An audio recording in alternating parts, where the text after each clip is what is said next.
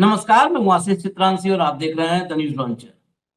जब से ईरान और इजराइल का युद्ध शुरू हुआ अमेरिका के साथ, मतलब अमेरिका और इजराइल एक खेमे में, ईरान अकेले, तब से एक के बाद एक जिस तरीके से ईरान पर चाहे स्कूली छात्राओं की हत्या हो, स्कूल पर बम गिराना हो, चाहे सुप्रीम लीडर खामेनेई को मार देना हो, भारत के रुख को लेकर के जिस तरह सवाल खड़े हुए, उस बीच ईरान भारत के साथ कैसा व्यवहार करेगा, इस पर किसी ने चर्चा नहीं की और शायद ये समझने की कोशिश नहीं की कि ईरान हमारा क्या नुकसान कर सकता है। ऐसा लगा कि हम अमेरिका और इजराइल के शरणागत हो गए, बस हो गए विश्वगुरु।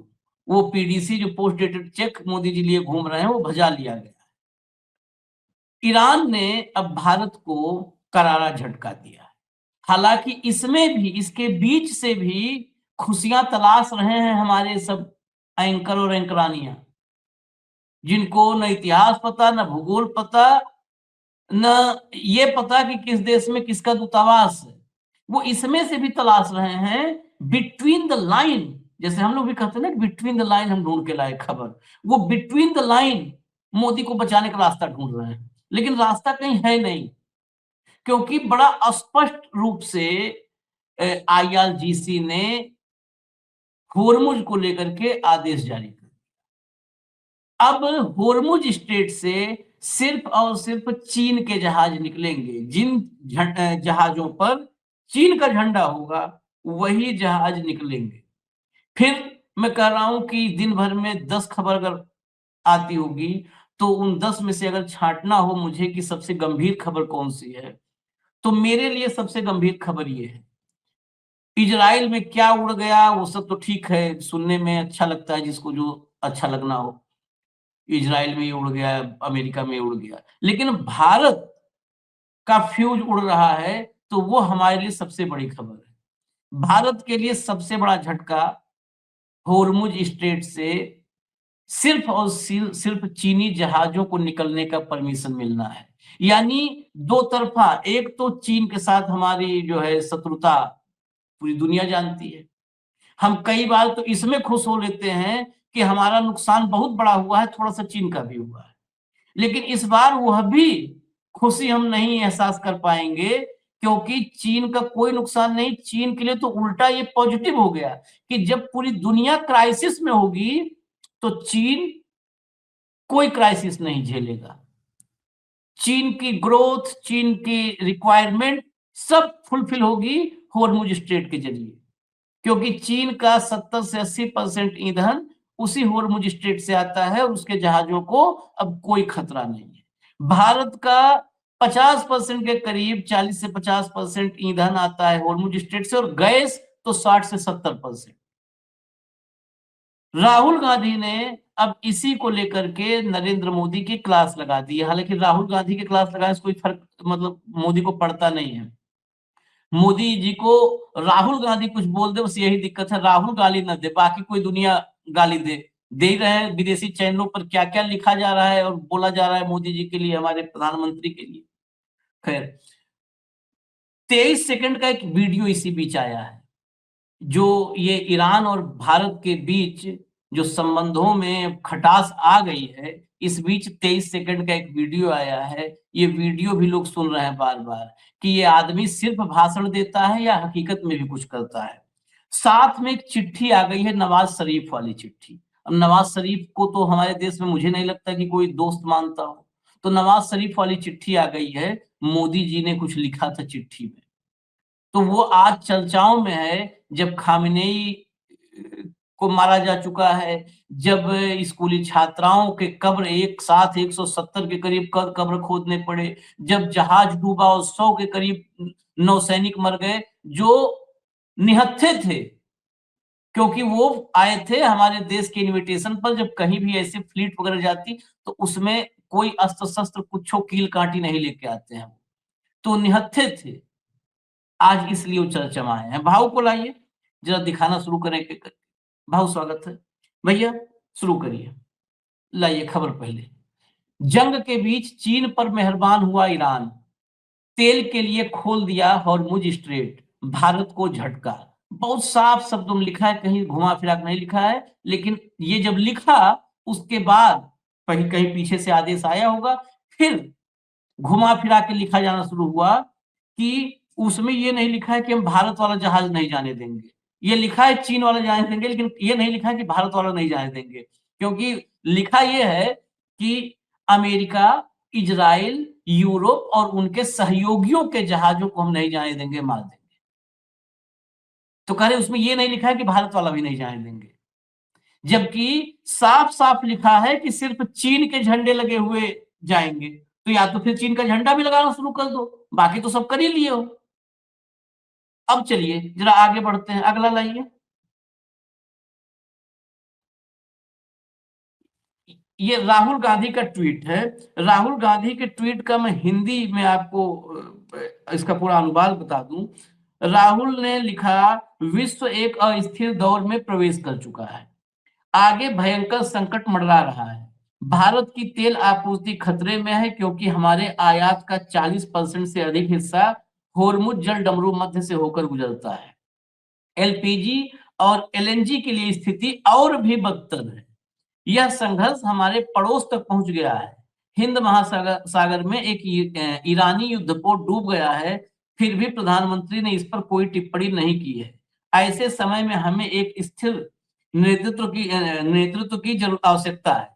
इसके विपरीत भारत के पास एक ऐसा प्रधानमंत्री है जो समझौतावादी है और जिसने हमारी रणनीतिक स्वायत्तता को त्याग दिया है। रणनीतिक स्वायत्तता को त्याग दिया है। बहुत छोटे से एक पोस्ट में तेल से गैस और गैस से युद्धपोत होते हुए नरेंद्र मोदी का पूरा एक जो कहते हैं ना रेखा चित्र बना दिया है। कंप्लीट स्केच है ये। नरेंद्र मोदी का स्केच है छोटे से ट्वीट में। राहुल को बाकी लोग कुछ भी कहें, राहुल की समझ दुनिया की स्थिति को लेकर, जियोपॉलिटिक्स को लेकर के नरेंद्र मोदी से अगर तुलना करना हो तो 1 लाख 2 लाख गुना भी अगर आप कहें तो कोई अतिशयोक्ति नहीं होगी। राहुल फेल है, कामयाब है, नाकाम है, इस विषय पे न जाइए। जियोपॉलिटिक्स की समझ, अंतरराष्ट्रीय स्तर पर तकनीकी कहाँ जा रही है, कौन सी क्राइसिस है, तेल की क्या महत्ता है, गैस की क्या महत्ता है, ये सब समझ है। एक पीसी हुई उसमें जरा पवन खेड़ा ने भी कुछ और बताया, क्योंकि भारत के कितने पोत इस समय फंसे हैं होर्मुज में, कितने क्रू मेंबर हैं, ये सब आंकड़े बड़े महत्वपूर्ण है, कहीं नहीं बताया जा रहा है। जरा लाइए जो है पवन खेड़ा सुनवाइए। आर्थिक पहलू ऐसा जो मेरे और आपके घर के किचन तक आता है, वो इस वॉर, इस गैर कानूनी युद्ध का आर्थिक पहलू एक एक भारतवासी को झेलना पड़ेगा। मैं आंकड़ों के साथ मैं आपको बताता हूं कि व्यापारिक पहलू क्या है और क्या नुकसान हमें इसका होने वाला है। आप आइए, जो स्ट्रेट ऑफ हॉर्मुज है जिसको ईरान ने अभी बंद कर रखा है, ईरान ने 2 देशों के लिए वो स्ट्रेट ऑफ हॉर्मुज उनके जहाजों के लिए खोल दिया, चीन और रशिया। भारत का नाम उस लिस्ट में आपने अगर उम्मीद की हो तो गलत उम्मीद की थी, नहीं है। क्यों नहीं है वो आपको मैं बता ही चुका हूं। प्रधानमंत्री की आपराधिक चुप्पी, प्रधानमंत्री का गैंग्स ऑफ एप्स्टीन द्वारा जो कंट्रोल है प्रधानमंत्री के ऊपर, प्रधानमंत्री के मुंह से एक निंदा नहीं निकले, प्रधानमंत्री के मुंह से एक शोक का शब्द नहीं निकले, ये कारण है कि स्ट्रेट ऑफ हॉर्मुज जो चीन और रूस के जहाजों के लिए खोल दिया, ईरान ने भारत के जहाजों के लिए बंद है।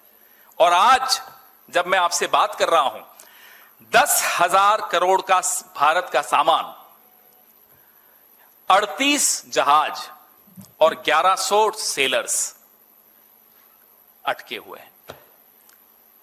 पॉइंट नंबर 1 मैं फिर रिपीट करता हूं, shipping assets worth 10,000 crore rupees, 38 ships and 1,100 sailors are stuck. Bharat की जो Indian national ship owners association है, उसने भारत सरकार से आग्रह किया है, गुजारिश की है कि साहब मदद कीजिए। भारत सरकार मदद करने की स्थिति में नहीं है, क्योंकि ईरान के साथ भारत सरकार ने अपने तमाम, as they say in English, bridges have been burned, सारे पुल तोड़ दिए हैं ईरान के साथ। अब आप किस मुंह से उनको कहे कि साहब हमारे ये 1100 सेलर्स, हमारा 10,000 करोड़ का सामान, हमारी 38 जहाज आने दीजिए? नहीं कह सकते आप। Look at the planning, look at the lack of planning, look at the lack of strategy. क्या नरेंद्र मोदी को इजराइल जाने से पहले नहीं मालूम था ये होने वाला है? क्या नरेंद्र मोदी को ट्रेड डील साइन करने से पहले, रूस से तेल मना कर लेने से पहले, ईरान से तेल लेने के लिए मना करने से पहले नहीं मालूम था ये सब होने वाला है? क्या खाक इंटेलिजेंस मिलती है उनको? अब अगर आप इंटेलिजेंस 2014 से लेकर अब तक पूरे विदेश मंत्रालय के अमले को दरकिनार करके हरदीप पुरी, एप्स्टीन और अनिल अंबानी के ऊपर निर्भर करोगे तो यही होगा जो हो रहा है। अब मैं आपको बताऊं कि पिछले 5 साल में भारत सरकार जो क्रूड ऑयल लेता है उसका आधा, लगभग आधा, और जो एलएनजी लेता है उसका भी आधा, और जो एलपीजी, जो हमारे घर में गैस होती है, 85% उस एलपीजी का इस स्ट्रेट ऑफ हॉर्मुज से निकलकर आया, जो आज बंद है भारत के लिए। नुकसान जो होने वाला है हमारे आपके घरों में, हमारे आपकी जेब को, ये नुकसान होने वाला है। जो हमारा हाई स्पीड डीजल है, जिसका 22% रोड ट्रांसपोर्ट पे जाता है, ट्रकों में और इन सब पे, 14% रेलवे उस पर निर्भर करता है, माइनिंग और क्वायरिंग पे 13% निर्भर करता है, मैन्युफैक्चरिंग 12% इस डीजल पे निर्भर करता है, shipping 7%, agriculture and food processing 4%, power generation 4% और मिसलेनियस 26%। इन सेक्टर्स, इन क्षेत्रों का क्या होगा, ये जवाब कौन देगा? एप्स्टीन देगा, हरदीप पुरी देगा, अनिल अंबानी देगा, कौन देगा? क्योंकि नीतियां तो यही लोग बनाते हैं। किस देश से रिश्ता रखना है, किससे नहीं रखना, ये तो मोदी के हाथ में ही नहीं है, क्योंकि मोदी की जो डोर है वो किन्हीं और हाथों में है, गैंग्स ऑफ एप्स्टीन के हाथों में है। गुजरात गैस ने अभी एक निर्णय लिया कि जितने उनकी गैस सप्लाई की एग्रीमेंट्स हैं इंडस्ट्रियल यूजर्स के साथ, उनको रेस्ट्रिक्ट कर दिया गया, उनको सीमित कर दिया गया, क्योंकि संकट की घड़ी है। अब 32% जो गैस, उस पर निर्भरता फर्टिलाइजर्स की है, 32%। सिटी गैस डिस्ट्रीब्यूशन, जो हमारे यहां कुछ जगह पीएनजी, ये सीएनजी है, जो पाइप्ड गैस है, वो है 19%। पावर 12%, रिफाइनरी 8%, पेट्रोकेमिकल्स 4%, और बाकी जो है ceramic, chemical, glass, metal, small customer है, वो 25%। ये हालत हो गई कि अब फर्टिलाइजर मैन्युफैक्चरर्स ने ऑलरेडी अपना आउटपुट कट करने का निर्णय लिया, क्योंकि कतर में जो लिक्विड एलएनजी की सप्लाई आती है वो सस्पेंड हो चुकी। तो मिडिल ईस्ट में जो गैर कानूनी युद्ध हो रहा है, उसका मेरे और आपके किचन पर जो प्रभाव पड़ रहा है वो सुन लीजिए। आज राहुल जी ने एक ट्वीट किया, आपने देखा होगा। वही चिंता जाहिर है जो चिंता इस देश के प्रधानमंत्री को तब होनी चाहिए थी जब उनके मुंह पे एप्स्टीन का टेप लगा हुआ था। अरे कोई जादू टोना करो, कुछ टोटका करो, इस व्यक्ति के सर पे एप्स्टीन का डर तो हटाओ। ये एप्स्टीन का डर हम सबके लिए भारी पड़ रहा है। 60% एलएनजी यूरिया मैन्युफैक्चरिंग के लिए हम कतर से इंपोर्ट करते हैं। अब वो कहां से आएगा? हमारी लॉन्ग टर्म एग्रीमेंट्स हैं कतर के साथ, लेकिन आ ही नहीं पाएगा। अब जो इफको है, उन्होंने अपने यूरिया प्लांट्स में ऑलरेडी रिडक्शंस कर दिए, कमी कर दी कि नहीं अब नहीं निकाल पाएंगे, नहीं बना पाएंगे। 40% यूरिया और फॉस्फेटिक फर्टिलाइजर हम मिडिल ईस्ट से खरीदते हैं। बताइए साहब कहां से आएगा? कौन देगा? हरदीप पुरी लाएंगे? एप्स्टीन आइलैंड से आएगा? कहां से आएगा? जो रिसेशन आने वाला है उसकी आप कल्पना नहीं कर सकते। खाद्य सामग्री, तेल, इन सब की जो कीमतें बढ़ने वाली हैं उसकी हम और आप कल्पना नहीं कर सकते। और वो काम हमारा है भी नहीं। वो काम जिनका है वो सरकार में बैठे हैं, वो गैंग्स ऑफ एप्स्टीन के शिकार हैं।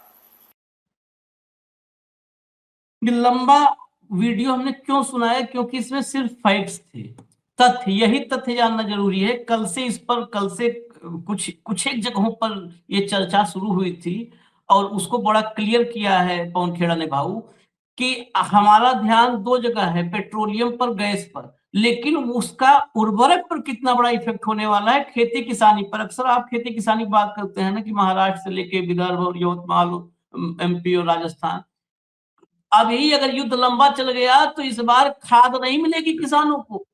अरे खाद का छोड़ो, भयंकर। खाद का छोड़ो, हम्म, कुछ जगह पे मध्य प्रदेश से खबरें हैं कि लोग पेट्रोल पंप के लाइन लगी हुई है। हम्म, हाल ही में ये खबर मैं आपको 3 बजे की दे रहा हूँ, हम्म, 3 बजे वाली खबर दे रहा हूँ, 3 बजे वाली। हम्म, 3 साढ़े 3 के आसपास एचपीसीएल ने अपने तमाम डीलरों को मैसेज भेजा है। वो हम्म, मैसेज मैं पढ़ के सुनाता हूँ आपको। Hmm, from tomorrow all dealers will be within credit limits. More than credit limit request will not be accepted. If any doubt regarding credit limit, please message me separately. अभी क्या होता है मैं बताता हूँ। हर एक का क्रेडिट लिमिट होता है कि आप इतना क्रेडिट में माल उठा सकते हो, लेकिन जब माल भरपूर होता है और आपका ट्रैक रिकॉर्ड अच्छा है तो आप क्रेडिट लिमिट से ज्यादा भी माल उठा सकते हो। अब इन्होंने कहा कि नहीं, आप क्रेडिट के एक ढेला भर का माल आपको नहीं देंगे, इसका मतलब माल है नहीं। जब आपके पास माल बहुत होता है तो आप बोलते ले जाओ यार, कोई प्रॉब्लम नहीं, हाँ, ठीक है, पेमेंट 2 दिन बाद आ जाएगी।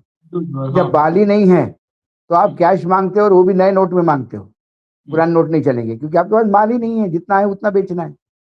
तो एचपीसीएल का ये वार्निंग अपने डीलर को, इसका मतलब मामला गले तक आ गया है। एचपीसीएल के जितने पेट्रोल पंप है वो अब सोच समझ के पेट्रोल स्टोर करेंगे। इसका मतलब एचपीसीएल को ये कंफर्म हो गया है कि पीछे से सप्लाई अब रिलीज होने वाली है। ये मैं मैसेज एक डीलर को मिला दिल्ली के, उसने मुझे व्हाट्सएप करके बोला कि साहब ये तो अब हंगामा हो जाएगा, ऐसा तो कहाँ से पेट्रोल भरेंगे, पेट्रोल की शॉर्टेज तो अभी बिल्कुल सर पे आने लगी है, और आप तो कह रहे थे आपके प्रोग्राम में कि अभी 20 दिन का माल है, यहाँ तो अभी से लाले पड़े हुए हैं। ये वस्तु स्थिति है। पवन खेड़ा ने जो कहा उसमें कोई अतिशयोक्ति नहीं है। हमारा सारा खेल ही हॉर्मुज डमरू जल मार्ग से है। ये वहां स्क्वीज हो गया तो हम बार बार कह रहे थे, पहले दिन से कह रहे थे। ईरान से हमारी दोस्ती, ईरान ने हमेशा, ईरान इस बार भारत को भी छोड़ता यदि भारत थोड़ी सी सहूलियत दिखाता, वहां बच्चियों के मरने पे संवेदना व्यक्त करता। आज भारत, खेमेनाई के मरने के बाद आज भारत जग गया, वो भी सारे विश्व ने लताड़ने के बाद। बहुत देर कर दी हुजूर आते आते, अब हाथ से तो बाजी निकल गई है। अब शर्मा शर्मी में आप जाके वहां पे, ये तो प्रधानमंत्री जी का ट्वीट होना चाहिए था, श्रद्धांजलि देनी चाहिए थी। हम लोगों ने श्रद्धांजलि दी, कोई हम मुस्लिम धार्जिन या किसी एक धर्म को प्रोत्साहित नहीं करते। हमने पहले भी कहा कि ईरान में क्या हो रहा है अंदर, ये ईरान की अंदरूनी राजनीति है, उस राष्ट्र में मुझे हस्तक्षेप नहीं करना है। लेकिन ईरान का मेरे साथ क्या संबंध था? ईरान ने भारत को क्या मदद की, चाहे यूनाइटेड नेशन से लेकर सस्ता तेल देने तक, हर टाइम खेमेनी की रेजिम भारत के साथ खड़ी रही। ऐसे में हम ये कहेंगे कि अरे उनके यहाँ 4 एक्ट्रेस का इंटरव्यू छाप वो लोग ले लेते हैं कि खेमेनी तो आतंकी था, ये था वो था। ऐसे तो हमारे यहाँ दलित बहुत उत्पीड़न हो रहा है, वो भी कहेंगे कल दलित का उत्पीड़न जो यूपी में सबसे ज्यादा होता है, वो भी कहेंगे कि भाई ये तो अराजकता है। यहाँ पे किसान मर गए तो प्रधानमंत्री कहते किस मेरे लिए मरे क्या? तो फिर खेमेनी में और इनमें क्या फर्क पड़ गया यदि लोगों को ट्रीट करने का ही सवाल है? तो सवाल है कि वो देश आपके देश के साथ कैसा है। दुर्भाग्य है कि पढ़े लिखे नहीं है, थोड़ा चेहरा चौकटाक देख लिया और एंकरनियां बन गए, और ऊपर से जो आदेश आया वो पढ़ लिया। अरे पढ़ने के पहले खुद की अपनी इज्जत भी तो देखो। आज आप विलाप मना रहे कि वो उधर अजरबैजान में वो हमला हो गया, बहुत अच्छा, वो बौखला गया ईरान बौखला नहीं गया, ईरान ने आपके दुश्मन को ठीक किया। ये वही देश है जो पाकिस्तान के साथ खड़ा था ऑपरेशन सिंदूर में, और खुल के खड़ा था। हमारे दुश्मन के दोस्त पे कोई हमला करता है तो हमें खुशी होनी चाहिए, पीड़ा होनी चाहिए, देख लो पहले। ईरान के खिलाफ मात्र अमेरिका ईरान के खिलाफ है, इसलिए हम ईरान के खिलाफ जबरिया हम पे थोपा जा रहा है ईरान का विरोध। और अजरबैजान पे हमला हो गया तो बोले ईरान बौखला गया। ईरान बौखला नहीं गया, ईरान ने भारत का स्कोर ठीक किया। किसी के माँ के लाल की हिम्मत है बोलने की हम न्यूज लॉन्चर पे बोल रहे हैं। हम धन्यवाद देते ईरान को, ईरान ने हमारा बदला लिया। ऑपरेशन सिंदूर के टाइम पे यही चिल्ला चिल्ला के खड़े थे ना पाकिस्तान के साथ। या आतंक को समर्थन करने वाले देश पे यदि हमला होता है ईरान का तो हम इसका बिल्कुल जस्टिफाई करेंगे, क्योंकि जो शहीद हुए वो मेरे देश के लोग थे। जो बॉर्डर पे गांव में मारे गए, जो पहलगाम में मारे गए, वो कौन थे? वो हमारे थे, अमेरिकन थे कि ईरानी थे? शर्म आनी चाहिए बोलने के पहले। एक कूपड़ एंकरनी शुरू हो गई कि वो अमेरिका के एम्बेसी पे कब्जा कर लिया, अमेरिका के एम्बेसी पे कब्जा कर लिया। अरे अमेरिका की एम्बेसी नहीं है मोहतरमा, कभी पढ़ भी लिया करो। इतने तेज मत चलो यार कि खबर नहीं होते हुए खबर बनाओ। कल से हम भी कहेंगे कि वो पेट फाड़ दिया, पेट फाड़ दिया, पेट फाड़ दिया। किसका फाड़ दिया? छत्रपति शिवाजी महाराज ने फाड़ दिया पेट अफजल खान का। तो अब क्या? अब क्या? उस इतिहास है, उसके लिए छत्रपति शिवाजी महाराज को भगवान मानते हैं महाराष्ट्र के लोग, पूरे देश के लोग।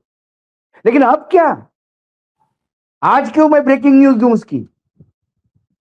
मूर्खता की पराकाष्ठा है आशीष। आज उसने बता दिया है कि जो मेरे दोस्त है उसके लिए हम मदद करेंगे। तो चीन को तो तेल भी मिल रहा है, ऊपर रशिया से भी तेल मिल रहा है। चीन को फर्क नहीं पड़ रहा है, फर्क हमको पड़ रहा है। चीन का डॉलर भी नहीं जा रहा है, अमेरिका चीन को डॉलर देके माल खरीद रहा है और चीन अपने युआन में पैसा लेके ये तेल खरीद रहा है। हम डॉलर दे देके तेल खरीदेंगे, हम वो भी कितना महंगा खरीदेंगे। हमें कोई कंसेशन नहीं दे रहा। अमेरिका बोल रहा है कि हमारे वजह से हार्मुज बंद हो गया तो चलो हम आपको सस्ता तेल दे देंगे। वो हिम्मत रशिया में थी। ये तो व्यापारी है, ये तो बाकायदा $85 से नीचे एक सेंट नहीं देगा। आप किसका साथ दे रहे हैं? आप कहां रह रहे हैं? भारत किसका? यदि भारत आपका देश है, ये आपकी जन्मभूमि है, तो इस जन्मभूमि के साथ कौन खड़ा है कम से कम ये देखो, खुली आंखों से देखो। अमेरिकन चश्मा पहन के काम मत करो। सबके सब CIA के एजेंट बन गए जैसे। क्या मजाक लगा के रखा है? आज पता है भाऊ, मैं आपको बस 1 मिनट रुकूंगा। मैं मतलब कई दिन से रखा था, नहीं चलाते कई बार पुरानी बाइटों को। मैं आज अमेरिका में खड़े होकर के इंदिरा गांधी ने कुछ कहा था 1982 में, वो क्लिप दिखाऊंगा और देश भर से निवेदन करूंगा, इसको देखिएगा और सोचिएगा कि फॉरेन पॉलिसी क्या होती है, बोलने की हिम्मत कितनी होती है। वो वीडियो आप देखेंगे। मैं फिर बताता हूँ, आशीष जी ने भी बताया, फिर मैं उसको रिपीट करता हूँ। 1982 का है, ये ब्रेकिंग न्यूज नहीं है, 1982 का है। 1982 नहीं तो ये उन कुपड़ सबसे तेज वालों को समझ में आ गया तो बोलेंगे ब्रेकिंग न्यूज, इंदिरा गांधी ने फिर बोल दिया। वो सबसे तेज वालों के साथ पता है क्या दिक्कत है भाऊ? एक हमारे यहाँ कहते हैं कि खूब बहुत तेजी से आगे बढ़ो, बहुत तेजी से आगे बढ़ो। तो हमारे बचपन में स्कूल टाइम में एक थे इलाके खुद ने कहा, बुजुर्ग बहुत चुटीले, बहुत पंच वाली बात करते हैं। कहे हाँ बच्चा बहुत आगे बढ़ो, लेकिन इतना आगे न बढ़ जाओ कि जो मिले वही कह दे चलो आगे बढ़ो। बस इसी हो रहा है। बस इतना आगे न बढ़ जाओ कि जो ही मिले ये तो क्या है, निर्लज्जता निर्लज्जता इतनी हावी हो गई है। हमारे जैसे इंसान से यदि कोई गलती हो जाए तो हम तो मतलब फिर से कभी स्क्रीन पे नहीं आए आशीष, शर्म के मारे। इतनी बड़ी कैसा ब्लंडर हमने कर दिया। जरा सुनिए जरा इंदिरा गांधी को, ये पुराना मिल गए, पुरानी क्लिप कई दिन से मैं रखा था, सुनिए जरा। We have no global interests, but we are deeply interested in the world and its affairs. Yet we cannot get involved in power groupings. That would be neither to our advantage nor would it foster world peace. Our hand of friendship is stretched out to all. One friendship does not come in the way of another. This is not a new stand. That has been my policy since I became Prime Minister in 1966. No two countries can have the same angle of vision, but each can try to appreciate the points of view of the others. Our effort should be to find a common area howsoever small, on which to build and to enhance cooperation. गर्दन में लटक जाने वाले को सुनवा देना चाहिए। अगर कोई ट्रांसलेट करके ही बता दे, डायरेक्ट तो नहीं समझ पाएंगे, मुझे पक्का यकीन है कि इंदिरा गांधी नहीं समझ पाएंगे डायरेक्ट। क्या कहा कि एक तो मुझे पावर ग्रुपिंग्स में नहीं पढ़ना है। आदरणीय मोदी जी को आप गलत मत समझिए। एंटायर पॉलिटिकल साइंस में जो सब्जेक्ट पढ़ाए गए उसमें इंदिरा गांधी की इंग्लिश नहीं थी। नहीं, पॉइंट भाव देखिएगा, कहा हमें पावर ग्रुपिंग में नहीं पढ़ना है, इससे न मेरे देश का फायदा है न इंटरनेशनल पीस होने वाला है। दूसरा सबसे महत्वपूर्ण क्या है, one friendship does not come in the way of another. एक दोस्ती दूसरे दोस्ती के आड़े नहीं आ सकती, नहीं आनी चाहिए। मतलब अगर हमारी दोस्ती ईरान से है और हम अमेरिका से भी दोस्ती रखते हैं, तो अमेरिका ये डिक्टेट नहीं कर सकता है कि तुम ईरान से दोस्ती तोड़ो। एक दोस्ती हमारे ईरान की दोस्ती हमारे अमेरिका के संबंध में नहीं आ सकती है। और कहा उन्होंने क्या क्लियर कि दो देशों का बिल्कुल कॉमन इंटरेस्ट और कॉमन विजन नहीं होता है। उन दो देशों के बीच एक म्यूचुअल एरियाज सेलेक्ट करने होते हैं कि कहां पर हम साथ सकते हैं।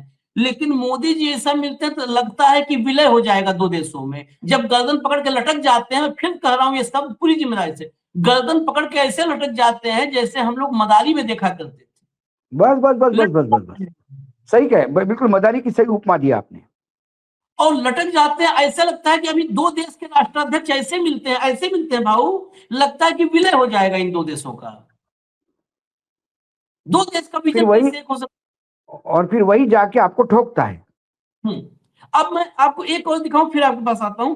जरा दिखाइए, जरा एक टेलीग्राफ ने हेडलाइन लगाई है, बहुत बढ़िया, वो दिखाइए। और नीचे नीचे मैप देखिएगा भाव, मैप देखिए। आज ये मैप आ गया मौके से, उसने टेलीग्राफ ने लिखा है, Iran plan to turn this stretch of water into a death trap for Trump. Death trap for Trump. ये देखिए, ये दो तारीखें अलग अलग हैं, उसमें आपको नहीं दिख रहा होगा तो थोड़ा क्लोजअप करके देखना पड़ेगा पास से। इसको देखिए, मैं बता देता हूं आपको, दोनों दो तारीखों के का है ये। एक तारीख है, मुझे भी पास से देखना पड़ेगा, वहां नहीं दिख रहा। एक है 27, जो लेफ्ट है, लेफ्ट विंडो 27 फरवरी का है। ये होर्मुज जल डमरू मध्य है, होर्मुज स्ट्रेट। जल डमरू मध्य इसलिए बोल देते हैं, वो जल में डमरुक शकल टाइप का शेप बनता है, दोनों तरफ बड़ा बड़ा जैसे डमरू होता है, और डमरू की गर्दन होती है ना, वो डमरू गर्दन, तो डमरू की गर्दन होता है, पतला से वहां गर्दन होता है। तो ये जो है होर्मुज स्ट्रेट में जल डमरू मध्य पे 27 फरवरी को देखिए ट्रैफिक, क्योंकि ये सबसे ज्यादा व्यस्त जलमार्ग माना जाता है, सबसे ज्यादा। और ये 3 मार्च को देखिए, 3 मार्च को वहां पर कुछ नजर नहीं आ रहा है, बिल्कुल खाली पड़ा हुआ है, बिल्कुल कंप्लीट खाली पड़ा हुआ है। ये है, और इसी को लिखा टेलीग्राफ ने, Iran plan to turn this stretch of water into a death trap for Trump. ये अगर ये होर्मुज नहीं खुला, महीना 2 महीने जैसे 100 दिन की प्लानिंग कर रहे हैं, 100 दिन अगर ये बंद रह गया ना, तो पूरी दुनिया में हाहाकार मच जाएगा। यही होर्मुज तीसरा विश्व युद्ध करवा देगा। अब जरा आगे बढ़ते हैं, इसके आगे जरा एक क्लिप और है, तब आते हैं भाव। फिर दुनिया के 50% कंटेनर शिपमेंट हिंद महासागर से होकर गुजरते हैं।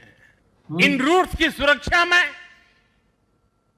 इंडियन नेवी भारतीय महासागर की गार्डियन की तरह तैनात है। साथियों, एक बार फिर से रिपीट कर दीजिए। दुनिया के सील कमांडो बने हुए हैं। 50% कंटेनर शिपमेंट हिंद महासागर से होकर गुजरते हैं। इन रूट्स की सुरक्षा में इंडियन नेवी भारतीय महासागर की गार्डियन की तरह तैनात है। साथियों, बस अब हटा दीजिए। दुनिया के शिपमेंट में 50% हिंद महासागर से गुजरते हैं, और उसमें सुरक्षा के लिए, इन मार्गों की सुरक्षा के लिए गार्डियन की तरह से अभिभावक जैसे इंडियन नेवी तैनात है। ये इंडियन नेवी के सील कमांडो बता रहे थे, बाद में मैं हाँ। ध्यान से देखा तो मोदी निकले। मोदी और क्या उसी बात। भारत की सीमा से 400 किलोमीटर पर युद्धपोत डूब गया, आपका मेहमान, आपका और मेहमान। आपकी संवेदना नहीं निकली। आवाज नहीं निकली, आवाज नहीं निकली, जिक्र नहीं निकला। और ये जिक्र नहीं गार्डियन निकला है। तो मैं आपको 10 सेकंड और रोकूंगा। जिक्र नहीं निकला तो एक और देख लीजिए, फिर फाइनल आपके कमेंट से खत्म करेंगे। जरा एक चिट्ठी दिखा दीजिए, यहाँ जिक्र नहीं निकला ना, न खामनेई पर, न जहाज पर, न 170 बच्चों पर। ये जरा पढ़ लीजिएगा। डियर मियां साहिब, 27 नवंबर 2020 को, I am deeply saddened to learn about the demise of your mother Begum Samim Akhtar on 22 November in London. My heartfelt condolences are with you in the hour of intense grief. ये मियां मोहम्मद नवाज शरीफ को लिखा था 27 नवंबर 2020 को। मियां मोहम्मद नवाज शरीफ चल गया, चलता है। नवाज शरीफ की भी मां का निधन है तो दुखद है, ठीक है, लेकिन नवाज शरीफ पाकिस्तान से तो हमारी दुश्मनी इस कदर है कि हम, मतलब हमारे यहाँ तो दिन भर उसी पर जश्न मनाया जाता है, पाकिस्तान की तबाही पर बता के वही जश्न मनाया जाता है। उस पर चिट्ठी चली गई मोदी जी की। एक चिट्ठी खामनेई के लिए नहीं लिखा, जिसके साथ बैठ करके भारत और जो हमारा अमेरिका सच्चा दोस्त था, जो सच्चा हमारा दोस्त। सच्चा दोस्त था, हमारा दुश्मन के खिलाफ हमेशा हमारा साथ दिया, चाहे यूनाइटेड नेशंस हो, चाहे तेल का मामला हो।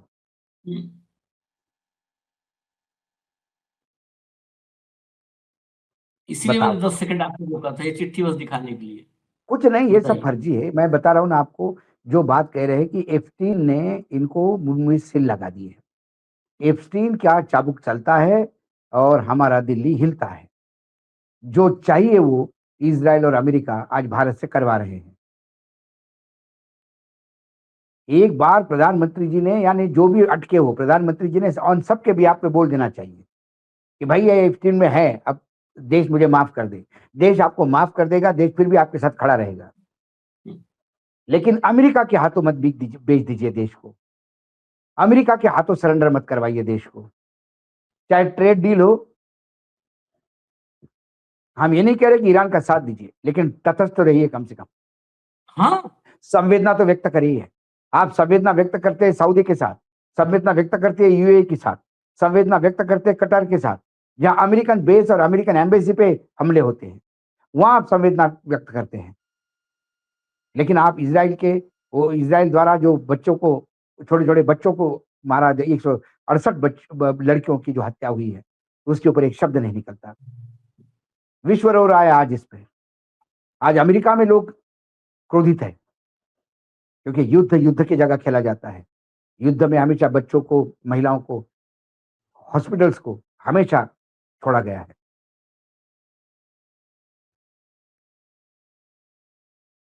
कोई संवेदना नहीं। चलिए, ये हमको चिंता इस बात के लिए, नरेंद्र मोदी अगर इंडिविजुअल होते तो कुछ भी करते, हम चर्चा करने नहीं आते। वो देश के वो प्रधानमंत्री के कुर्सी पे बैठे हैं और देश की नीति निर्धारण वो करते हैं। देश यदि अमेरिका का पिछलग्गू बनता है, अमेरिका का उपनिवेश बनता है, तो इसके लिए मेरा और आपका विलाप किसी काम का नहीं होगा, मेरा और आपका गुस्सा किसी काम का नहीं होगा। करना मोदी जी को है। मोदी जी को हाथ जोड़ के कहेंगे कि ये देश, सारे सारे आपके जितने भी कर्म होंगे सबको माफ कर देंगे, लेकिन आप खुल के आइए। 140 करोड़ का देश एहसान फरामोश नहीं। इस देश ने हमेशा देश के साथ देने वाला का साथ दिया है।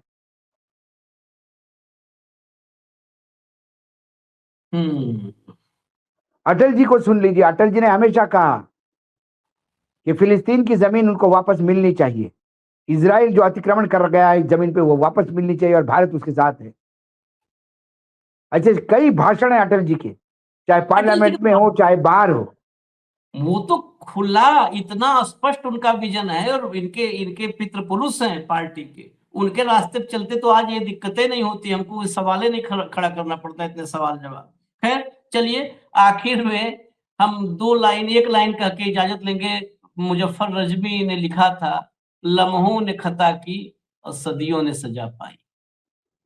बस तो ये दुख यही बात है। लम्हों में खता कर हम रहे तो हैं, हम हाँ, चिंता यही है और कि सदियों सजा इसकी मिलती भविष्य है। के हम बच्चों और उनके बच्चे और उनके बच्चों का क्या होगा, और फिर हम तटस्थ रहे हैं, यदि हमने कोई नहीं निकला तो फिर दिनकर की वो लाइनें कि आपका भी लिखा जाएगा अपराध। हम्म। चलिए इजाजत दीजिए, फिर आते हैं हम जरा बिहार भी चलना जरूरी है, वक्त आज हो गया है, लेकिन बिहार भी चलना जरूरी है थोड़ी देर के लिए। तो इजाजत दीजिए, धन्यवाद भाव, बहुत नमस्कार। नमस्कार।